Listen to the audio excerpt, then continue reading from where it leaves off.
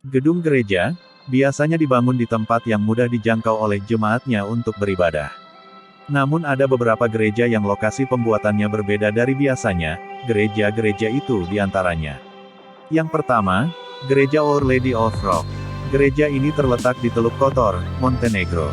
Bangunannya didirikan di atas pulau buatan yang dibuat dari susunan batu dan tumpukan kapal tua dan sitaan yang ditenggelamkan. Ini adalah gereja Katolik yang dibangun pada abad ke-17. Ukurannya biasa saja dan berada di tengah lautan Teluk Kotor. Gereja ini memiliki kubah dan menara dengan salib di atasnya. Pemandangan pulau di sekitarnya sangat indah dengan pemukiman warga Montenegro.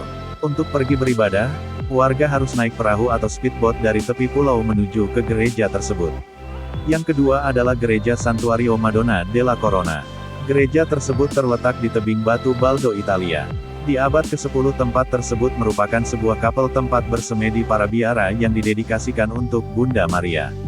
Tahun 1625 gedung tersebut direnovasi menjadi gedung gereja dengan gaya gotik.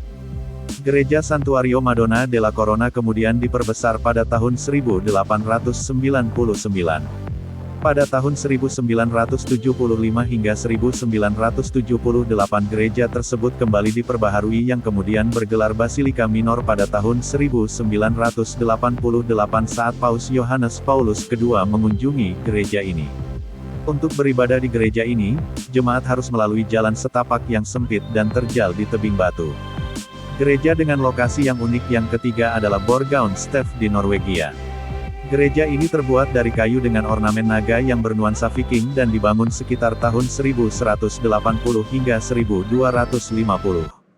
Gereja Borgund Stef adalah salah satu dari 30 gereja dengan desain yang sama di Norwegia yang masih bertahan dan saat ini menjadi sebuah museum yang terkenal.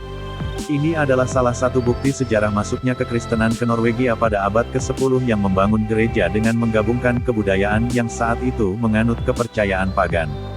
Gedung tersebut dibuat dari kayu dengan teknik memuliti pohon dan mengeluarkan rantingnya hingga kayu mengering kemudian ditebang dan menghasilkan bahan bangunan yang tahan terhadap berbagai cuaca. Gereja tersebut tampak dikelilingi oleh nisan yang berarti berada di tengah-tengah pekuburan. Bisa dibayangkan jika ada jemaat yang hendak melakukan ibadah atau sembahyang secara pribadi pada malam hari. Gereja dengan lokasi unik keempat adalah Las Lajas Santuari di Kolombia. Gedung gereja ini dibangun antara tahun 1916 dan 1949 di Sungai Guaitara, Kolombia.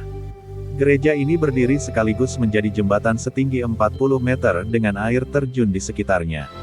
Ini adalah gereja Katolik yang menjadi pusat ziarah di Kolombia. Di malam hari gereja ini tampak sangat indah dengan cahaya lampu warna-warni dan air terjun yang juga warna-warni. Gereja ini mudah diakses oleh jemaat jika hendak beribadah. Gereja dengan lokasi unik yang kelima adalah Kapel Holy Cross di daerah Sedona Gurun, Arizona. Kapel ini dibangun pada tahun 1957 dengan desain yang sederhana. Gereja ini terletak di atas bukit batu pasir dengan posisi menghadap ke pemukiman warga kota Sedona. Gedung gereja ini tampak aneh dengan bebatuan merah yang menggambarkan lokasi tersebut memang sangat gersang karena merupakan gurun pasir. Walaupun terletak di daerah gurun, di musim dingin lokasi gereja tersebut juga kadang tertutup oleh salju.